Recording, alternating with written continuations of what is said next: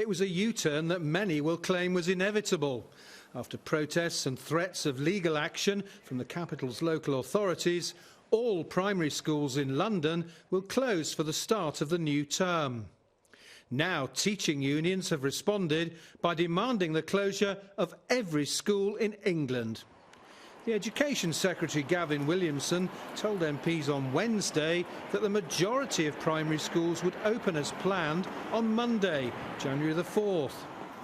But he named 50 education authorities in the south of England, including 22 of London's 32 boroughs, where COVID infection rates were highest, he said, and whose primary schools would be closed to most pupils for the first 2 weeks of term.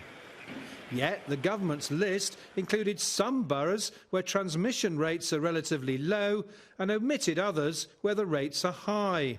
Myself and a number of council leaders across London have been extremely confused by Wednesday's statement, which didn't make sense to any of us based on the decisions and the data that was published. So we're absolutely delighted that finally the government have listened, because this is the right decision for our children, families and schools tonight.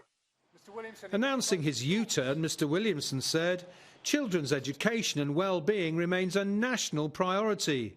Moving further parts of London to remote education really is a last resort and a temporary solution.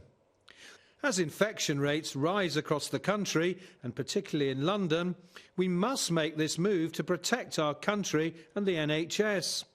We'll continue to keep the list of local authorities under review and reopen classrooms as soon as we possibly can.